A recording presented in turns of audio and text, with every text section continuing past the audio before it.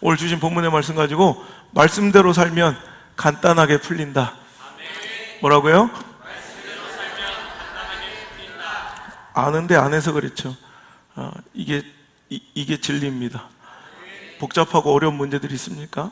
말씀대로 살면, 말씀에 순종하면 그 꼬에 엉켜있는 문제들이 아주 단박에 간단하게 풀릴 줄 믿으시길 바랍니다. 유명한 얘기예요. 한 사람이 불안해서 정서불안을 가지고 자리에 앉기만 하면 가만히 있지 못하고 종이를 찢어야 안정이 되는, 이걸 어릴 때부터 계속해서 이제 중년이 될 때까지 얼마나 보기 안 좋아요. 그러니까 어떤 사회생활을 못하는 거예요. 직장 가서도 회의 한번 할래도 계속 앉은 채로 종이를 찢어야지 안정이 되는 거예요. 그러니까 그 사람이 사회생활을 할 수 있겠습니까? 그래서 그 병을 고쳐보려고 유명한 정신과를 돌아다녔대요.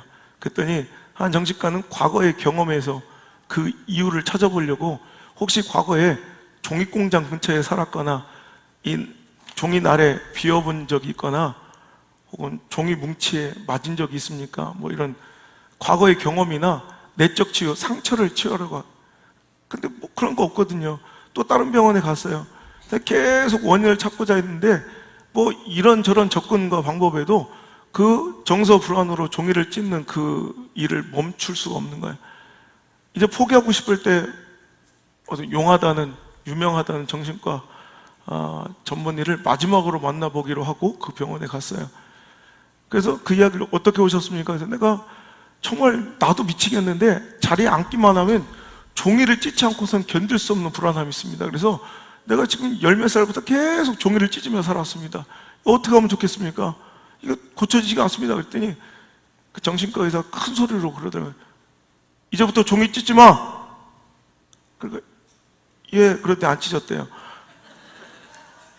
안 찢으면 될 거 아니야? 그랬더니 예, 그런데 안 찢었대, 그때부터.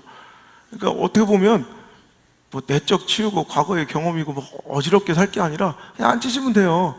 여러분, 좀 뭐 천박한 표현일 수 있지만 군대 용어니까 군대에서 까라면 까 그런 게 있잖아요.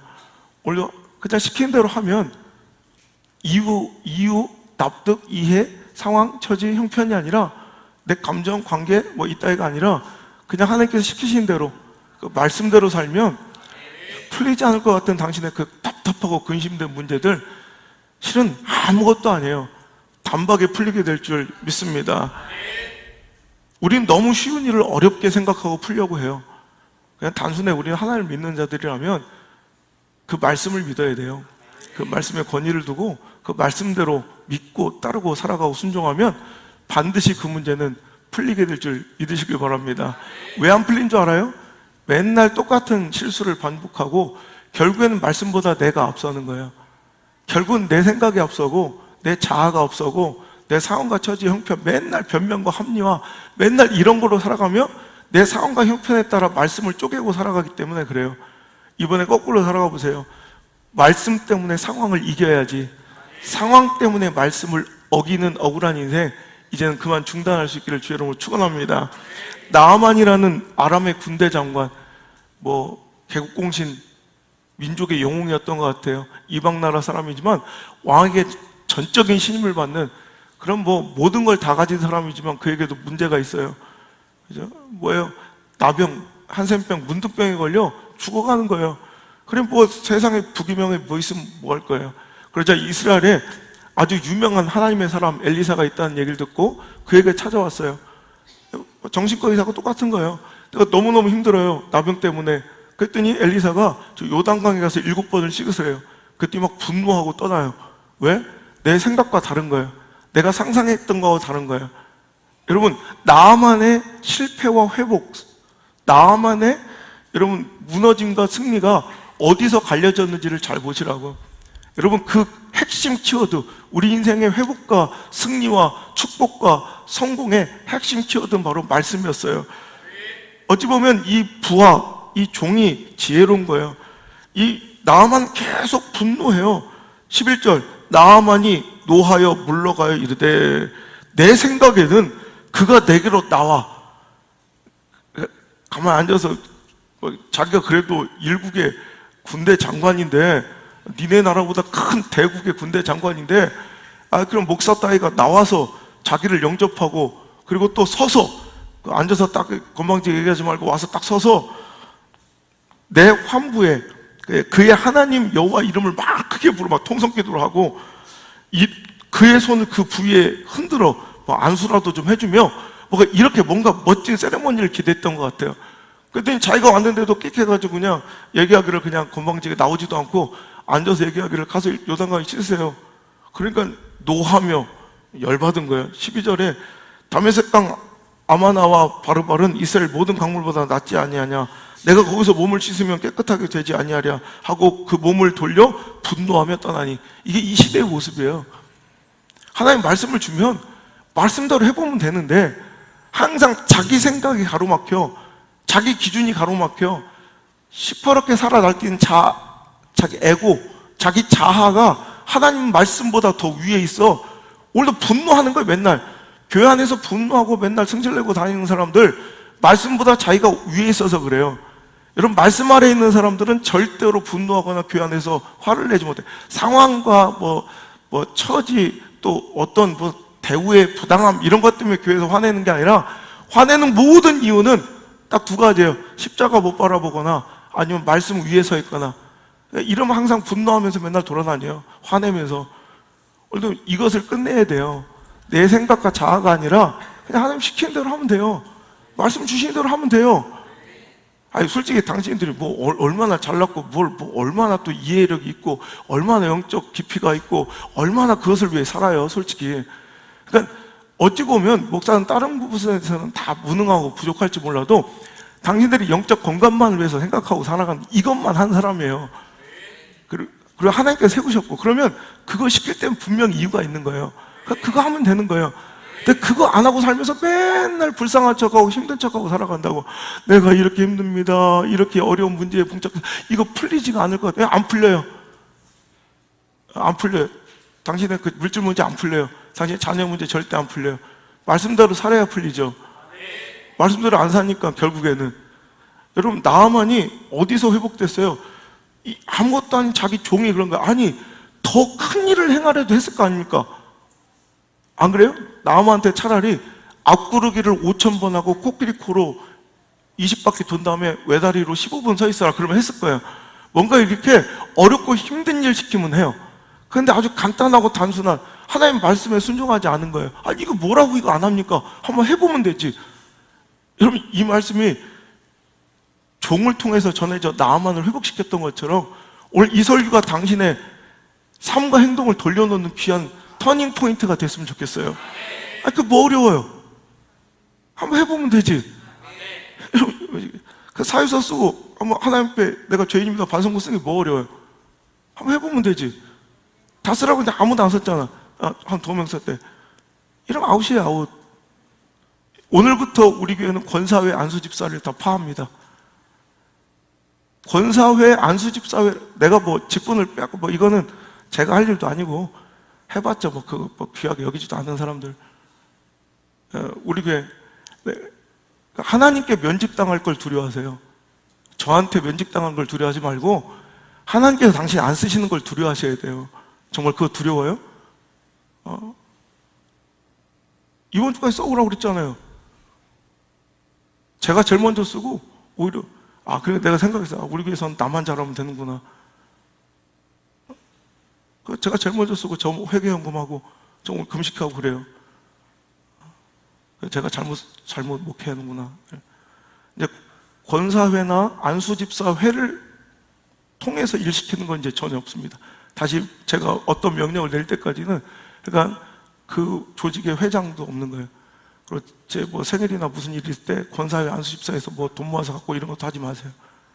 개인적으로 시킵니다. 개인적으로. 제가 일 시킬 사람들은 그 사람의 신앙을 보고 개인적으로 시켜서, 이제는 그 껍데기 이름 직분 때문에 되지도 않는데 앞에 서서 이렇게 일하는 건 없습니다. 앞에 저 어린 나이가 와서 성찬 보좌를 할 수도 있고 평신도가 와서 할 수도 있고. 근데 개인적으로 시켜. 왜 안 써와요? 떳떳하고 당당해요? 아닐걸요. 말씀대로 한번 살아보면 되잖아요.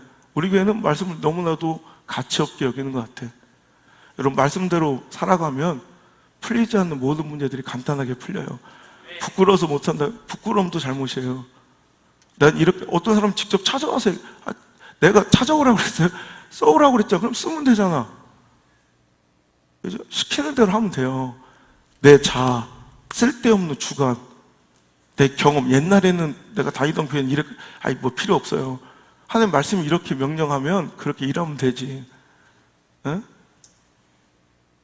그렇게 당당해요? 이 정도면 충분하게 잘하고 있는 것 같아요? 그럼 그렇게 살아요. 여러분, 하나님께서 여러분 크게 사용하시고요. 하나님께서 복을 주시고, 하나님께서 뭔가 이제 더 깊은 영적 세계로 인도하실 사람들은 반드시 이 훈련을 시켜요. 자아 뽀개기, 내 생각 죽이기, 이런 일들을 시키시는 사람들이 있어요. 그 사람들을 하나님께서 크게 쓰시는 거예요. 그 기회를 주셨다는 사인이에요, 그게. 자, 요한복음 2장에 보면 예수님께서 공생애를 시작하시고 첫 번째 기적이 일어난 곳이 있어요. 바로 가나의 혼인잔치. 뭐 다 아시죠? 혼인잔치가 벌어져서 예수님의 육신의 어머님 마리아와 함께 그 잔치에 참여한 예수님께서 그 잔치 자리에 큰 문제를 만나게 된 거예요. 왜냐하면 잔치 자리가 아직 끝나지도 않았는데 포도주가 떨어져 버린 거예요. 그러니까 우리 문화에서는 잘 이해가 안 되는데, 이 유대 문화에서는 결혼식이나 이 큰 잔치에 포도주가 떨어진 것은 굉장히 큰 흉이고, 굉장히 이제 중대한 사건이래요. 유다 문화로 보니까 히브리인들 사고로는 그렇대요. 우리는 포도주 떨어지 잘 모르잖아요. 근데 큰일이래, 이게 큰일. 그랬더니 어떻게 해결되는지 아시죠? 자, 주인들, 이 마리아가 이제 종들을 불러요. 그래서 5절에 보면, 요한복음 2장 5절에 그 어머니가 하인들에게 이르되, 한번 읽어볼래요? 시작. 너희에게 무슨 말씀을 하시든지. 이것 때문에 해결이 된 거예요. 한 사람이 이걸 종용한 거예요. 하인들이 만약에 이런 권면이 없었으면 그 다음에 여러분 어떤 일을 시킬 거 알잖아요. 우리 주일학교 때부터 수천 번을 들었으니까. 그러니까 성경 지식이 중요한 게 아니라 삶이 중요하더라고. 맨날 들으면 뭐해. 물을 길어다가 그 포도주가 없어서 지금 난리가 났는데, 포도주가 담겨져 있어야 될 그 항아리에 뭐를 담으래요? 뿔을 담으래요. 그럼 여러분, 당신이 만약에 그런 상황이 있었으면 납득이 돼요? 이해가 돼요? 그럼 그때 아멘! 막 이랬겠어요? 어떻게 했을 것 같아요? 지금 장난합니까? 지금 안 그래도 열받아 죽겠는데 저 비키세요! 뭐 이러지 않았겠어요? 근데 그 전에 이런 권면자, 이게 어른이에요. 이게 어른이라. 그죠? 우리 교회는 이게 없어. 오히려 얼르고 달래줘서 권위를 만들어줘야 되지. 그러니까 마리아의 이 말과 권면이 그 시대의 상황과 문제를 바꿔버렸어요. 분명히 자기는 안 거예요. 어떤 일이 일어날지 모르겠지만 분명히 예수님이 기적을 벌일 때는 우리의 사고로는 납득되지 않을 일이 있다는 걸 아는 거예요. 그러니까 무슨 말씀을 하시든지 너는 그대로 해라. 그러니까 주님께서 아니나 다를까 저 빈 항아리에 물을 가득 채워라. 이해가 안 되겠죠. 근데 그 말씀이 있었기 때문에 그들이 거기다 놓았더니 나중에 이전에 나왔던 포도주보다 훨씬 더 좋은 최상급의 포도주가 나오더라는 거예요. 맨체스터에서 있었던 일인데, CNN에서 뉴스나 맨체스터의 스테이크 어떤 체인점에서 일어난 일인데, 한 사람이 2001년산 빈티지 와인을 시킨 거예요. 이름도 샤토 핀찬 와인이라고, 이게 한 40만 원 한대요. 한 병에 40만 원짜리 샤토 핀찬 와인 2001년산 빈티지 이걸 시킨 거예요. 근데 직원이 2001년산 샤토 핀찬을 갖고 와야 되는데 2001년산 샤토 르팽 퍼무르, 이거는 한 병에 700만 원짜리를 갖고 온 거예요. 그러니까 먹어보니까 너무 맛있는 거예요. 그래가지고 이거 한 명 더 주세요. 그때 주인이 보고 헷걱한 거야. 40만 원을 결제해도 보니까 700만 원짜리 갖다 준 거야. 그래가지고 그래도 이게 실수로 잘못 갔다, 이거 실은 당신이 지금 먹은 게 700만 원짜리니까 깜짝 그 사람이. 그러니까 직원이 물어내야 되는데, 그냥 사장이 자기 블로그에 직원의 실수로 한 사람은 오늘 행복을 누렸다. 그러면서 그 700만 원짜리 빈병을 이렇게 찍었더라고. 그 뉴스가 나오는데, 나는 여러분이 이렇게 말씀대로 순종하면 이런 일이 오늘날에도 일어나요. 물이 변하여 포도주도 그냥 대충 먹고 그냥 문제만 대충 해결할 수 있는, 덮을 수 있는 정도가 아니라 최고급 와인처럼 우리의 삶의 질이 달라지고 행복의 격이 달라지고 기쁨의 크기가 달라지는, 정말 일생일 때 맛보지 못했던 최고급 와인 같은, 그는 실수로 700만 원짜리를 운 좋아 먹었지만 여러분 그걸 선택할 수 있어. 말씀대로 살면 그대로만 하라 했던 여러분 최고급 포도주 같은 여러분 잔치자리가 여러분 인생에 펼쳐질 줄 믿습니다. 여러분 성경에 기적과 같은 은혜와 축복이 시작될 때마다 처음부터 납득되지 않는 하나님 말씀이 먼저 선포가 돼요. 이게 훈련이에요. 다시 한번 여러분의 삶과 인생과 신앙 중에, 자, 오늘은 그 기회를 잃고 여러분 조금 안타깝게도 뭔가 이렇게 그 축복의 기회를 놓쳤을지라도, 저는 그래요. 이런 시그널을 드리는 건 회복을 위한, 다시 한번 회복을 위한 축복의 기회를 드리는 거지, 여러분 막 버리겠다는 게 아니에요. 안타까워서. 여러분 다음에 이런 일이 있을 때는 이렇게 기억하셔야 돼요. 납득되지 않는 뭔가 이렇게 상황적으로, 형편적으로, 내 사고와 경험, 지성, 또 내 감정, 관계적으로 이해되지 않는 것이 나에게 말씀으로 선포되거나, 하나님께서 나와 우리 가정에 큰 일을 준비하셨구나. 성경 속에서 기적이 일어나고 회복이 일어나고 축복이 일어날 때 반드시 하나님은 그 가정과 인생을 크게 복주시고 하나님께서 사용하시고 위대한 길로 인도하실 때마다 먼저 반드시 이 훈련을 시켜요. 자, 아브라함을 보세요. 아브라함에게 75세의 노구에 이민을 떠나라고 해요. 여러분 75살에 이민 떠나기가 쉬워요? 모든 거 싹 다 정리하고 75살에는 이민 갔다가도 돌아올 나이에요. 본토, 친척, 아비, 정등 그 모든 익숙한 땅을 버리고 오늘도 하나님께서는 갑자기 이민을 가려. 가나안 땅, 낯설고 가보지도 않은 땅. 그러니까 이게 납득이 안 되잖아. 근데 우리는 알잖아요.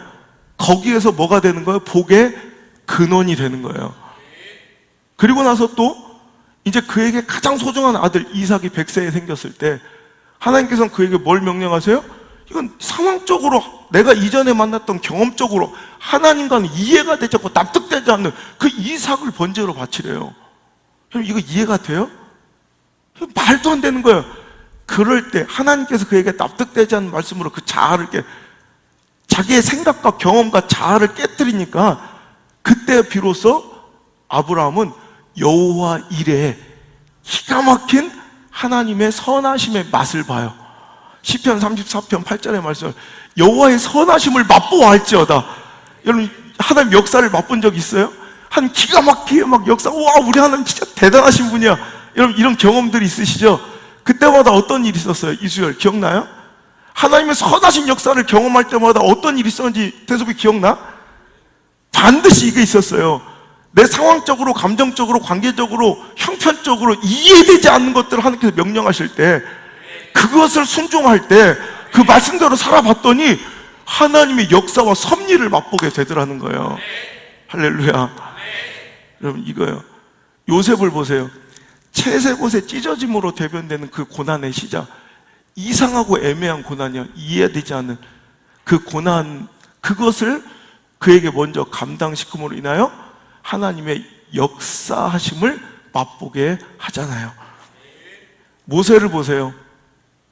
그에게 거대한, 여러분 80세 노인네요. 아무것도 할 수 없는 80세의 노구에 모세를 불러다가 이스라엘 민족 전체, 나라를 살리는 출애굽 프로젝트의 선봉의 지도자로 세우신, 여러분 이런 엄청난 위대한 인생, 그러니까 옛날 과거의 양치는 인생하고는 완전히 다른 인생, 산골짜기의 양치는 노인네하고는 완전히 다른 민족과 시대 역사의 주인공으로 전면에 나서는, 이건 뭐 비교의 대상도 안 되는 엄청난 인생의 변화가 일어날 때 먼저 그에게 명령하신 것이 뭐냐면, 네 발에서 신을 벗으라. 여러분, 발에서 신을 벗는 행위는 노비들이나 종들이나 하는 얘기예요. 노비, 노예, 종들은 주인의 말씀이 자기 인생의 주권이고 자기 삶의 모든 주관의 원동이에요.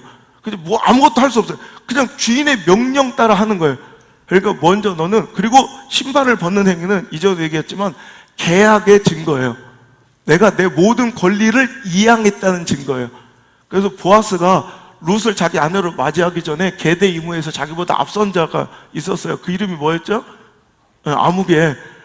이름도 안 나오면 실은 그 사람이 축복의 주인공이 될 수 있었는데, 아무개로 처리된 그 무명의 사람, 그 사람한테 찾아가서 네가 이 계대 이모를 네가 할 거냐 했더니 아니다. 그럼 나한테 넘길래?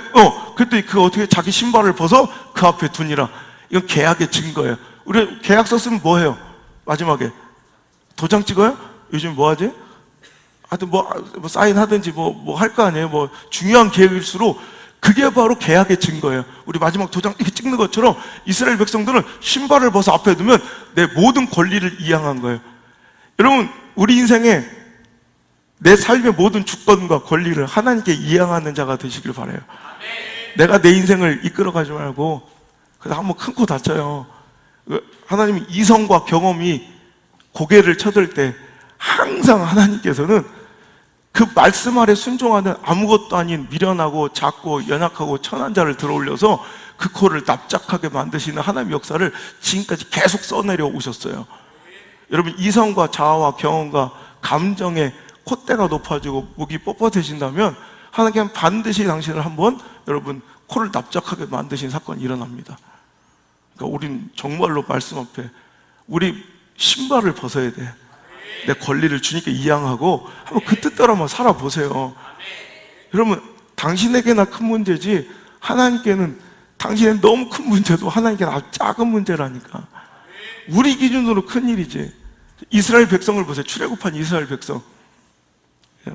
출애굽한 이스라엘 백성들, 나 같으면 내가 어떻게 이런 생각을 했어요. 하나님 왜 이렇게 일을 복잡하게 하실까? 제가 목회할 때 그런 생각. 좀 한번 확 보여주시고 순종하라면 누가 안 하겠어요. 그죠? 하나님은 홍해를 싹 다 갈라놓고 전진! 그럼 얼마나 좋아요. 근데 안 믿잖아. 애들이 안 믿잖아, 자꾸. 모세가 너무 힘들잖아. 맨날 돌 들고 덤비고. 그럼 한 홍해 미리 갈라놓으시면, 봤지? 내가 왜 일로 오자고 했는지 알겠지? 이러면 얼마나 재밌어. 목회만큼 재밌는 게 없어요. 재미 더럽게 없어, 목회. 왜 그런지, 홍해는 맨날 막혀있어. 요단강은 막 굽이쳐 흘러. 먼저 갈라놓으시고 돌겨! 그럼 얼마나 좋아. 근데 항상 물은 철철 흘러 넘치는데 요단강에 발을 담글 때 요단강 갈라져요. 내 자아와 이성을 허무시는 작업이에요. 하나님이 그 조금 먼저 하실 수 있는 능력이 부족한 것이 아니라 하나님께서 우리의 자아를 봤지? 네가 왜 내 말을 들어야 되는지 알겠지? 내가 왜 너희 인생의 주권자가 되어야 되는지 알겠지라고 보여주시기 위해서 일부러 안 갈라놓으신다니까. 여리고성도 갔더니 미리 자동문처럼 드르륵 열리면 얼마나 좋아. 근데 꼭 7바퀴 돌 이상한 짓을 시켜요. 꼭. 내가 이 나이에 반성문 쓰게 생겼어. 권사들, 안수사들, 기재? 이상한 걸 시켜 자꾸 또라이 같이. 그때 무너지더라는 거예요. 내 삶의 여리고가. 모세가 그래요. 하나님, 내가 80살이고요. 저는 이스라엘 민족을 떠나 내 동족과 함께 살지 않은 지 벌써 80년이에요. 그는 40년 동안 어디 있었어요? 이집트의 왕궁에 왕자로 살았어요. 또 40년은 저기 이방 나라의 외국에 가서 산골짜기에서 양치며 살았어요. 80년 동안 한국말을 잘 해본 적이 없어요. 나는 입도 뻣뻣하고 혀도 둔한 자예요. 리더가 되려면 좀 말도 좀 멋있게 하고 좀 그래야 되잖아요. 근데 여러분, 80년 동안 외국 나갔다가 살아온 사람이 우리나라 대통령이 됐다고 생각해요. 여러분, 경제 좋아진다요. 걱정하지 말자요. 뭐 이런 뭐 신빙성이 있겠어요? 신뢰가 가겠어요? 저처럼 말도 잘해야지 뭔가 신뢰가 가는 거지. 이게 말 잘해도 더럽게 말도 안 듣는데 그렇잖아. 대통령이 우리 한번 출애굽 하자요. Don't worry. 막 이러면 뭐 누가 그거 따라가겠어. 그러니까 자기가 봐도 자기 꼬라지가 형편이 없는 거예요. 나이는 들었지, 말도 안 되지. 그랬더니 증거를 좀 보고 싶은 거지. 뭔가 내 눈앞에 확실한 증거를 좀 보여달라고. 근데 하나님께서 뭐라고 하시면 되게 재밌는 거죠. 한번 보여줄래? 출애굽기 3장 12절. 출애굽기 3장 12절. 하나님 막 두려워 떨고 있는 이 모세에게, 자 읽어볼게요. 시작. 하나님이 이르시되 내가 반드시 너와 함께 있으리라.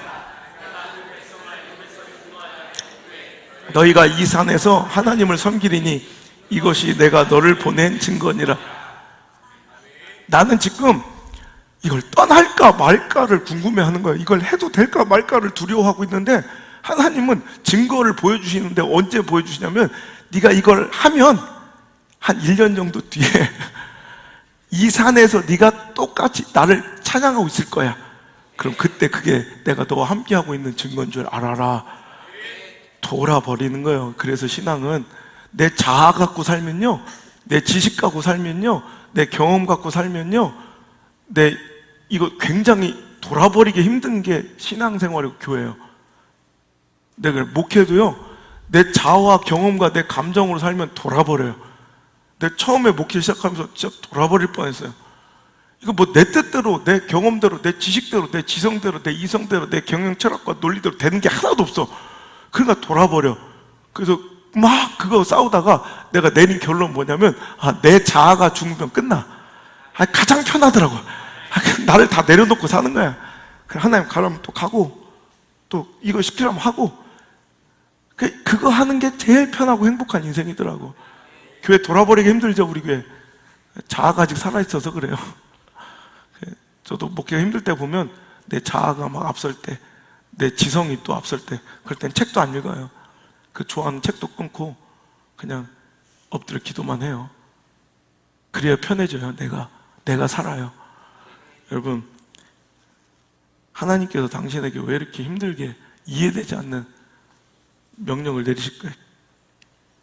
아브라함한테도 그랬다는 거 기억하시고, 요셉한테도 그랬다는 거 기억하시고, 모세한테도 그랬다는 거 기억하시고, 다윗에게도 그랬다는 거 기억하시고, 가나안의 축복을 약속하신 이스라엘 백성 어차피 줄 건데도 그렇게 하셨다는 거 꼭 기억하셔서 나도 그렇게 거룩하게 택하심을 받았구나 생각하고, 제발 다음번에는 그 축복의 기회를 하나님께 위대하게 사용하시고 당신의 가정을 붙들어 주실 그 인생의 기회들을 놓치지 않았으면 좋겠어요. 여러분, 희망적인 것은 이것이 끝이 아니라는 사실입니다. 아직 더 있어요. Keep going. 우리가 나아갈 길은 너무나도 길어요. 하나님께서는 계속 우리를 그렇게 훈련시켜 가실 거예요. 신앙이 뭐냐? 사명이 뭐냐? 우리 믿음의 성숙이 뭐냐? 이거예요. 내 자아를 계속 깨는 작업. 납득되지 않고 이해되지 않는 것을 깨뜨려 가다 보면 나중에 결과물을 나중에 보여주시면서 맞았구나. 그죠? 맞았구나. 맞았구나. 맞았구나. 그래, 이거였구나. 보게 된다니까. 보긴 개뿔이 답안지 한 번도 못 봤는데요, 그건 당신이 문제를 안 풀어서 그래. 문제 풀지도 않는 사람한테 답안지 채점해주지 않아요. 문제를 이번에 한번 풀어보시길 바라요. 말씀을 순종하면 기적과 회복이 일어납니다. 그거보다 더 중요한 건 말씀에 순종하는 것이 신앙의 본질이고 믿음의 성숙의 길이기 때문에. 그래서 예수님도 뭐라고 말씀하세요? 너 진짜 내 제자가 맞아? 너 진짜 성도야? 성도는 뭐예요? 거룩한 무리예요. 예수님을 따라가는 거룩한 무리. 그러니까 우리 킵고잉 티셔츠에 그 그림이 성도의 상징이에요. 우리 뒤에 따라가는 거야, 우리들이. 그러려면 누가 보면 마태복음 16장 24절, 누구든지 나를 따라오려거든 자기를 부인하고, 자기 부인이 신앙이에요. 너희 십자가를 지고 나를 따라오너라. 기억하시길 바라요. 신앙은 뭐냐? 누가 묻거든 자기 부인입니다. 누가복음 5장에 일개 어부였던 아무것도 아닌 베드로가, 그것도 실력도 별로 없었던 것 같아. 그러니 밤새도록 고기 한 마리도 못 잡지. 우리 아버지는 본업이 어부도 아니요, 목사요. 취미로 낚시를 하는데도 고기 되게 잘 잡아. 아버지가 자기는 다 보인대. 물 밑에 붕어 새끼들이 지금은 어디쯤에 가 있고 어떤 먹이를 딱 좋아할지가 딱 보인대. 붕어 새끼 마음은 그렇게 잘 알면서 내 마음은 더럽게 몰라. 나 어릴 때부터 그랬어요. 내가 뭐 먹고 싶은지는 몰라가 내가 싫어하는 자꾸 초코파이만 사고, 나 초코파이는 안 먹어요. OS만 먹는데 아버지는 꼭 초코파이를 사고 그랬어요. 붕어 새끼 마음은 그만 알고 내 마음 좀 알아달라고 항상 얘기했던 적이 있던 것 같아요. 어부도 아니야. 그냥 취미로 낚시하는 분인데 동네에서 1등이야. 향어 한번 잡으러 가면 목욕탕에 꽉 찼어요. 진짜 뭐 가물치를 어종으로 딱 선택하면 가물치 징그러 죽겠는데, 저 이광수 닮아가지고 막, 근데 가물치가 막 목욕탕에 다라이에 꽉 차서 무서워 죽겠어. 막 항상 그렇게. 지금도 저 경산 그 동네에서 우리 아버지가 1등이야. 다른 사람 한두 마리 잡을 때 아버지는 바켓을 2바켓을 잡아. 아버지 먹지도 않으면서 개들 왜 이렇게 잡아 죽이는지. 자기는 먹지도 않아요. 그런데 하여튼 베드로가요, 별로 실력도 없는 어부야. 실력도 없는. 여러분 얼마나 고통스러웠을까. 그물질을 하는데 어부들이 그러대. 집회 가보면 이 어부들 만나면 그물이 막 터질 정도로 막 그물이 올라오면 힘은 그게 더 들잖아. 실은 막 계속 그물에 빈 그물이 쉬워요, 가득 찬 그물이 쉬워요? 그물이 훨씬 힘은 덜 들 거 아니야. 근데 진짜 그 사람도 그래요. 고기가 잡혀야 힘이 나지 빈 그물로 올라오면 그것만큼 죽을 만큼 피곤한 일이 없다는 거예요. 여러분 밤새도 그물을 수백 번을 던졌는데 빈 그물이야. 이 문제 어떻게 풀겠어요? 여러분 아시죠? 예수님께서 지나가시 그냥 저 깊은 곳에 그물 한 번만 던져볼래? 그 한마디에 순종할 때, 그가 내가 밤이 새도록 수고하였을 때 잡은 것이 없지만은 말씀에 의지하여 그물을 내리리다. 영어 성경에 뭐라고 써 있다고요? Because you say so. 그가 그물을 던지고 행동할 수 있는 유일한 근거는 딱 이거예요. Because you say so. 내가 환경을 봐도, 상황을 봐도, 가능성을 봐도, 확률을 봐도, 통계로 봐도, 감정을 봐도, 관계로 봐도, 아무리 봐도 그물 던질 이유가 없는데 딱 한 가지 이유가 있더라고요. 뭐요? Because you say so. 당신이 그렇게 말씀하셨으니. 그거 한번 했더니 인생이 바뀐 거예요. 한낱 무식한, 아무것도 고기도 못 잡는 실력 없는 어부가 인류 역사에 획을 긋는 위대한 인물이 되어 지금까지 영향을 끼치잖아요. 기독교 역사뿐만 아니라 일반 역사에도 위대한 인물 돼요. 지금 미주나 유럽권 가보세요. 피터가 얼마나, 피터가 한 집 건너 한 명이 피터예요. 베드로, 그죠? 이런 이름이 얼마나 많아요. 그 이름을 아직도 갖다 쓴다니까. 여러분 이런 위대한 인물이 된 것은 그가 엄청난 스펙을 가지고 학위를 딴 게 아니라 Because you say so. 말씀 한 번에 순종했더니, 자기 자아를 내려놓고 환경과 상황을 내려놓고 하나님 말씀에 한번 순종해 봤더니 위대한 역사가 일어나더라는 거예요. 오늘 그 기적과 축복이, 회복이 여러분한테도 일어났으면 좋겠습니다. 저에게도요. 두 번째,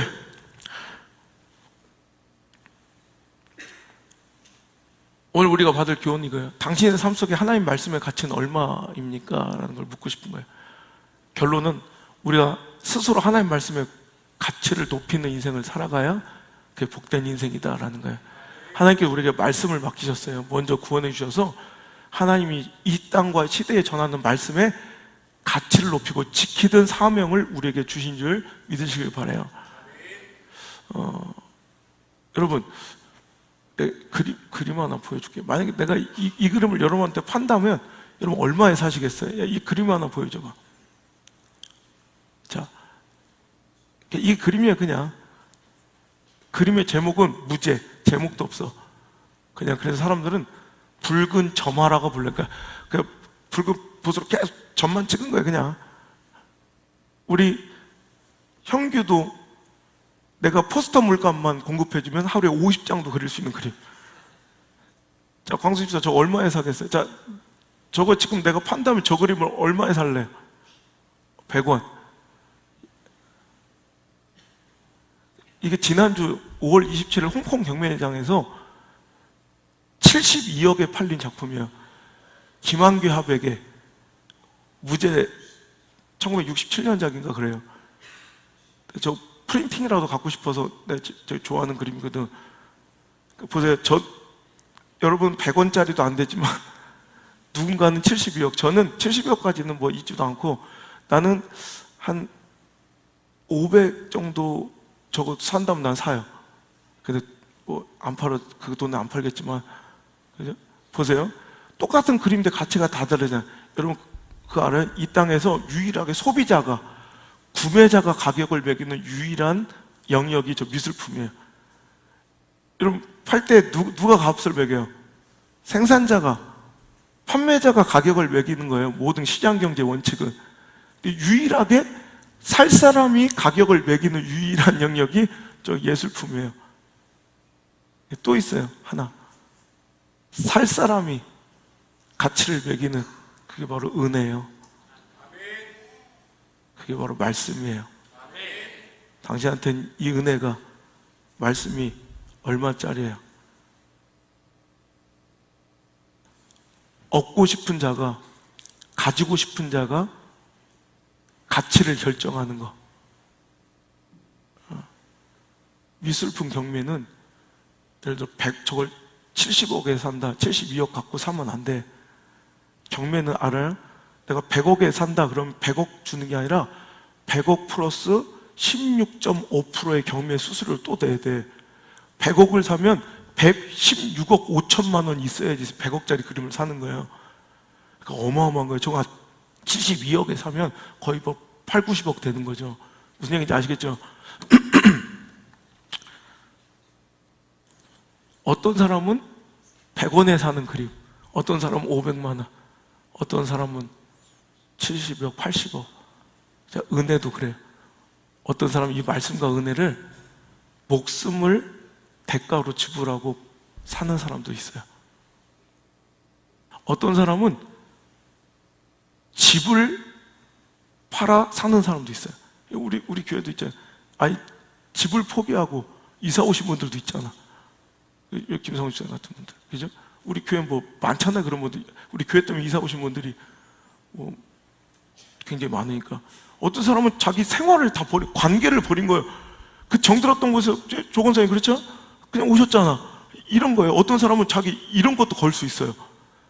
그리고 어떤 사람은 자존심을 대가로 지불하고 말씀을 사는 사람도 있어요.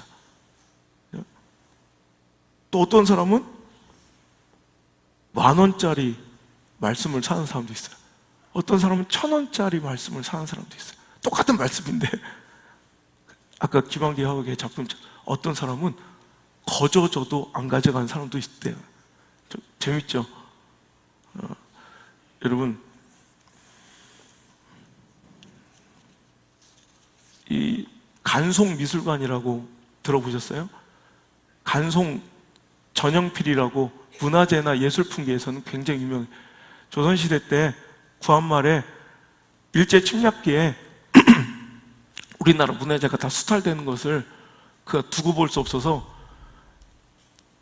자기 전 재산, 서울에 기와집 2,000채, 어마어마한 부자예요. 2,000채의 부자가 그 모든 재산을 싹 팔아서 우리나라의 문화재를 사들여요. 그래서 보존된 게 훈민정음 해례본, 우리나라의 가장 국보 중에 가장 한글 창제의 원리가 담겨있는 한글 훈민정음 해례본이, 그분이 그때 당시 기와집 한 채가 서울에 1,000원이야. 근데 1,000원에 팔겠다고 온 거예요. 그 주변에서 미쳤냐고, 그 종이 쪼가리를 1,000원에 사냐고. 기와집 한 차랑 바꾸냐고 막 주변에 만류했는데 그분은 1,000원이 아니라 이걸 내가 1,000원에 살 수 없습니다 해서 10,000원을 주고 사셨어요. 기와집 오히려 이게 이렇게 소중한 보물인데 내가 이거를 1,000원에 살 수 없으면 오히려 더 돈을 10,000원을 주고 사신 분이에요. 그래서 전 재산을 바쳐 우리나라 국보급 문화재들을 다 모아서 국가에 헌신하시고 자기 모든 것을 다 포기하고 가신 분이에요. 그래서 간송미술관이 있어요. 박물관에 국보급 문화재가 이분이 지킨 것이 굉장히 많아요. 누군가에게는 그게 가치라고.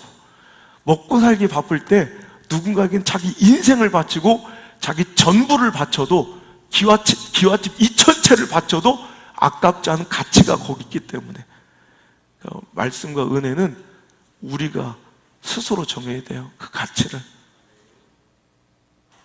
저는 인간 대 인간으로는 존중받고 싶은 마음도 없고 솔직히 그냥 개인적으로는 여러분 만날 이유도 없어요. 난 주의 종이 아니라면, 목회자가 아니라면 이곳에 있지도, 여러분을 만나지도 않아요. 다는컨대 만날 이유도 없고 콧바람 더 가지도 않아요. 한옥마을 안 데리고 가죠. 나는 하나 단점이 있다면 너무 솔직하다는 거야. 근데 주의 종의 권위로는, 말씀의 통로로는 존중받아야 돼요. 그 가치를 이 교회가 매기셔야 돼요. 말씀을 왜 우리가 붙들어야 됩니까? 말씀은 변치 않는 가치이기 때문에. 여러분, 왜 다이아몬드가 비싸요? 여러분, 금 갖고 싶죠?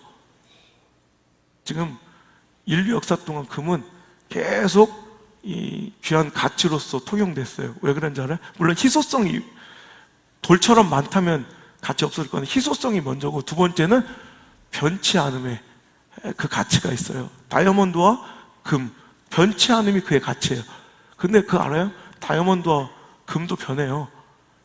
조금씩 질량도 줄어들고 변해요. 깨지고. 옛날에 다이아몬드는 깰 수 있는 물질이 없다고 생각해. 지금 다 깨요. 다이아몬드 연마하잖아.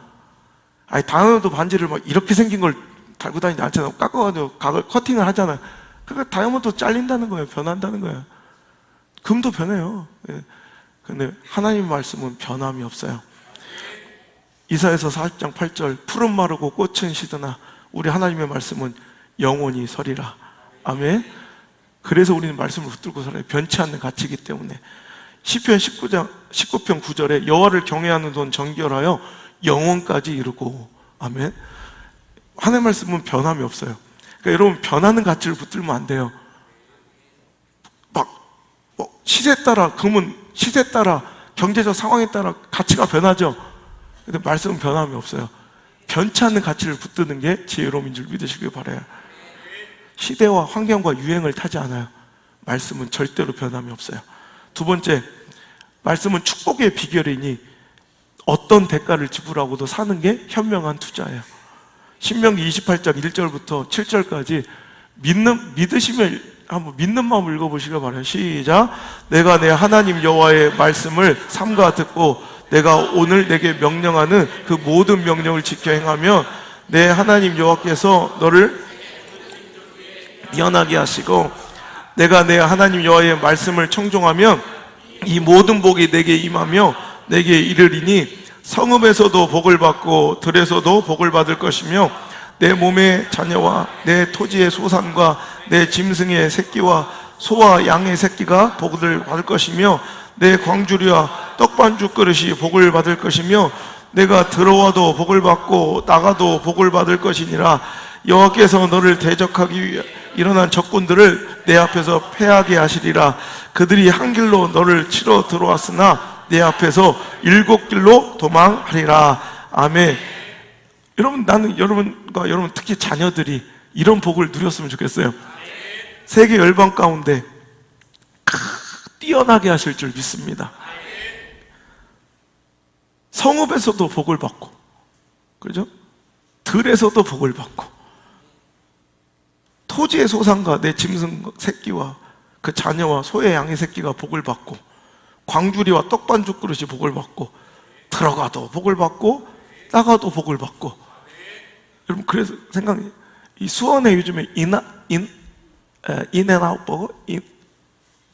생긴 거 알아요? 지금 2시간씩 줄 서서. 인앤아웃 버거 몰라요? 인앤아웃이라고 지금 1호점이 생겼어요, 수원에. 지금 2시간씩 줄 서요. 그 햄버거 하나 먹으려고. 그게 바로 미국 서부 쪽에서 유명한, 내가 저번에도 얘기했는데 모른 척하네. 그게 성경에서 이거야. 들어가도 복을 받고 나가도 복을 받는다. 거기서 만든 햄버거예요. 그래서 지금 어마어마해요, 이 복이. 그죠? 이 복이 여러분 것 되기를 원합니다. 아무리 여러분 원수대적이 여러분을 치러 왔어도 한 길로 왔다가도 7길로 도망가는 승리의 역사가 있기를 원합니다. 이런 것들이 언제 일어난대요? 딱 하나, 여호와의 말씀을 삼가 듣고 내가 오늘 내게 명령, 그 모든 명령을 지켜 행하면, 오늘 말씀 따라 살면 간단하게 풀려요. 말씀대로 살면, 순종하면 간단하게 풀려요, 이 복이. 그죠? 그래, 또 햄버거 얘기했으니까 또 인앤아웃 버거만, 서부 쪽에 인앤아웃이 있다면 동부 쪽에는 뭐가 있어요? 치크필레. 겁나 맛있어요.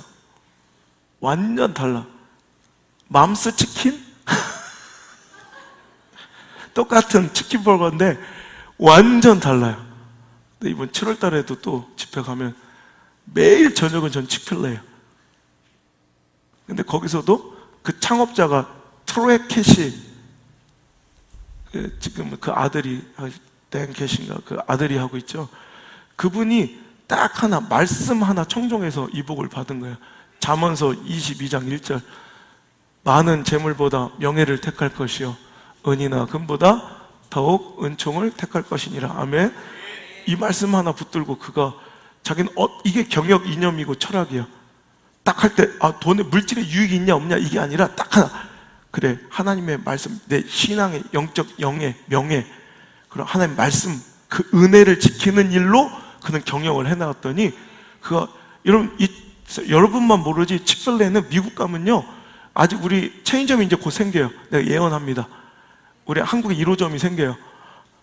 얼마 전에 회장이 왔다 갔어. 분명히 생겨요. 1호점 생기는데, 치크필레가 우리가 잘 몰라서 그래. KFC보다 훨씬 더 왜? 미국의 3대 프랜차이즈 1위가 스타벅스예요. 매출 모든 규모로. 2위가 맥도날드, 3위가 치크필레예요. 2200개 매장이 있어요.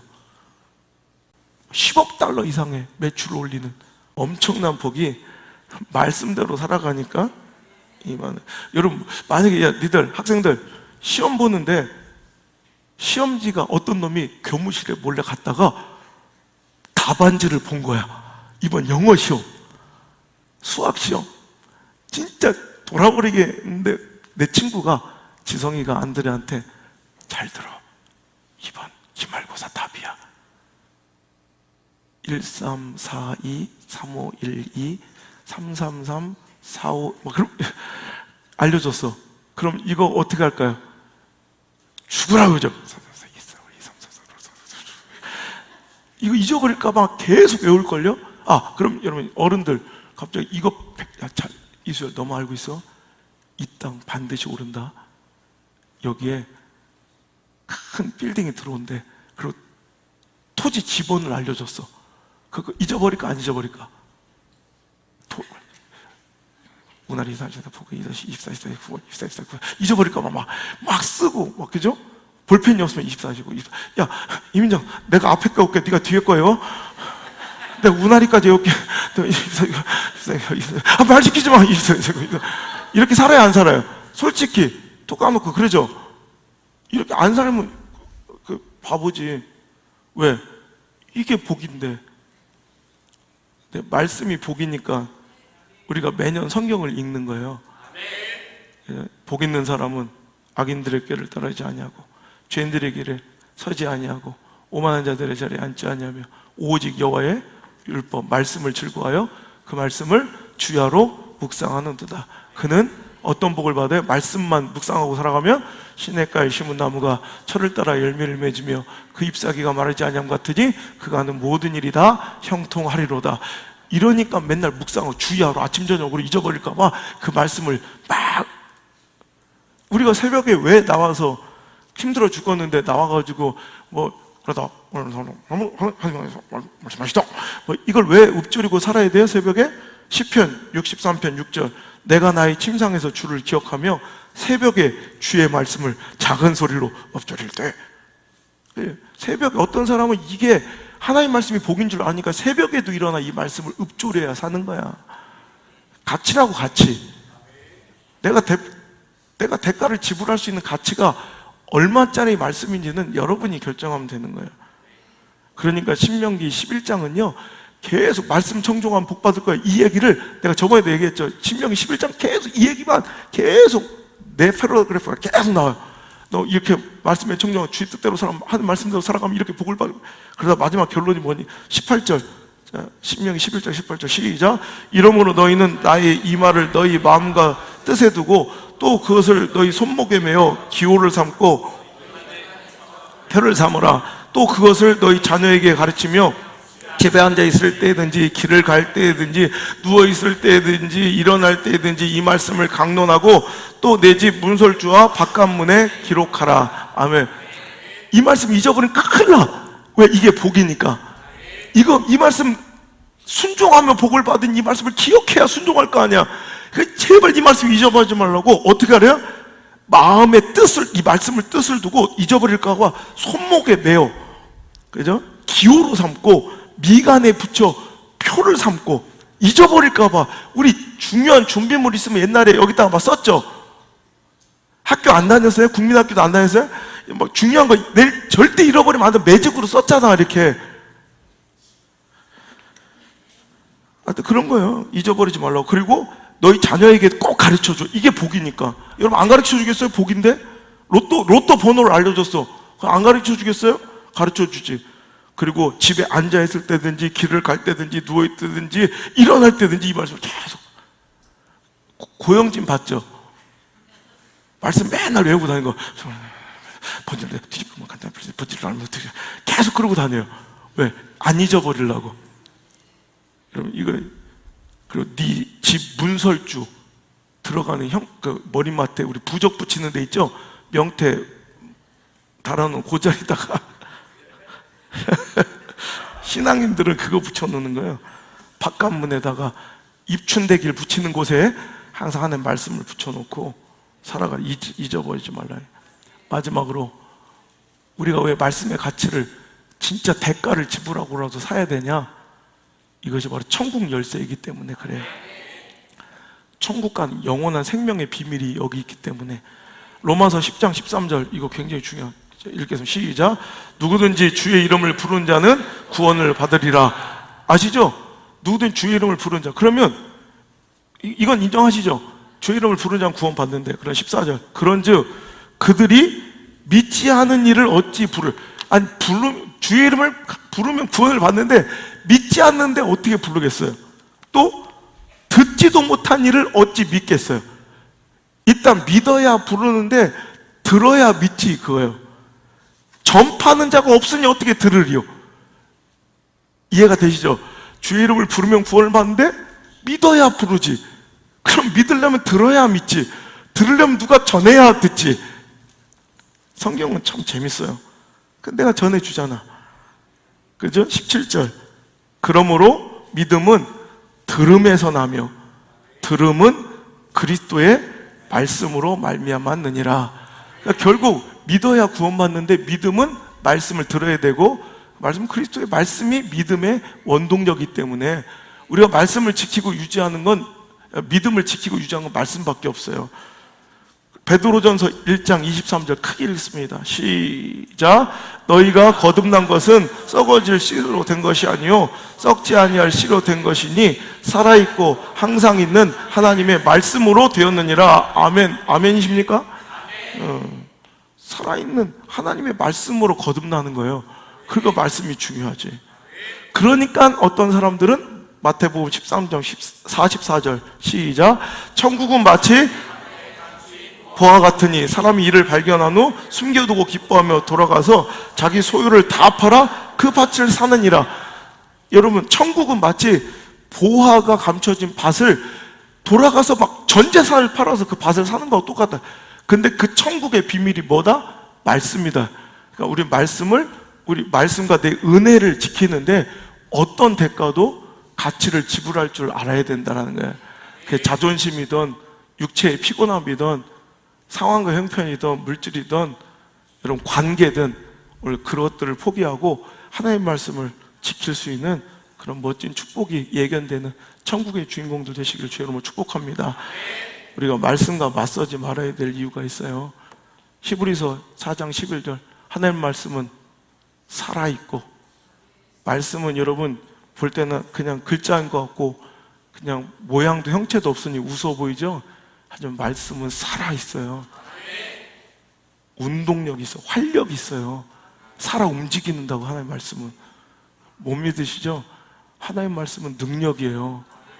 선포할 때 이곳에서 암덩어리도 떨어지고요, 이 말씀이 여러분 죽은 자도 살릴 수 있고요, 이 말씀이 여러분 꽉 막혀 여러분 삶의 진로도 열 수 있고요, 여러분 답답해 풀리지 않는 삶의 모든 문제에 꼬여 엉키는 문제를 단박에 끊어낼 수 있어요. 우리 교회도 그런 일 우리 교회도 얼마나 많이 일어났어요. 여러분 초창기 때 우리 아직도 기억나요. 요셉은 하나님 요셉 때문에 울지 않으신다, 이 말씀 테이블 늘어질 때까지 냉장고에 누우면서 막 한 분이 처음 교회 나오신 날 5월 24일인가 그래서 첫날 주일날 그 말씀을 선포되고, 그 말씀 암병 간암인데, 암이 그 서울대병원에서 대수술을 해야 될 분인데 말씀을 자기가 믿어지더래. 처음 왔는데 오늘 자기들처럼 지금 처음 오신 거예요. 근데 그날 말씀이 막 믿어지더래. 그 테이프를 24시간 계속 한 달을 들었어요. 서울대병원 갔는데 그 암덩어리들이 싹 사라졌어요. 하나는 레이저로 지져도 될 만큼, 수술이 아니라 시술만 해도 될 만큼 죽어 있고요. 하나님 말씀은 살아 역사해요.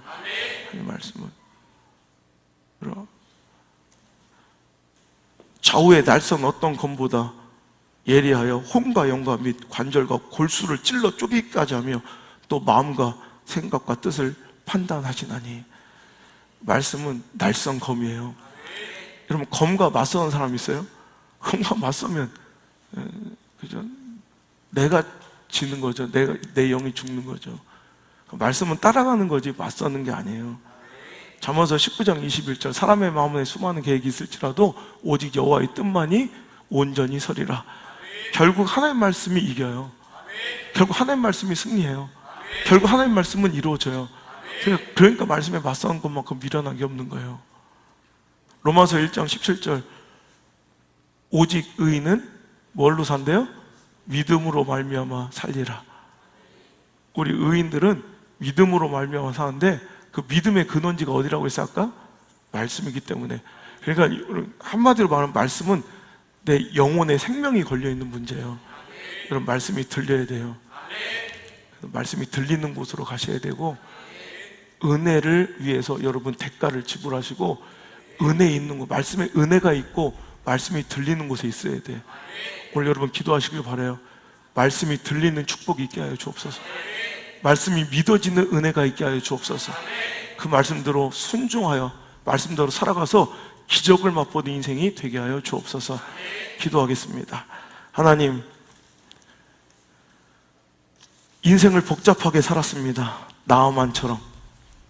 하지만 하나님 말씀대로 순종하고 말씀 따라 살아가니 아주 간단하게 풀리는 인생인 줄 알았습니다. 이 말씀을 또 귀로만 듣고 끝내버리지 않게 하시고, 아버지 하나님, 이 말씀의 은혜가 또 땅바닥에 떨어져 생명력 없는 유산되는 말씀 되지 않게 하시고, 반드시 저들의 삶에 적용되어 기적과 축복을 맛보는 누리는 귀한 인생 되게 해 주옵소서.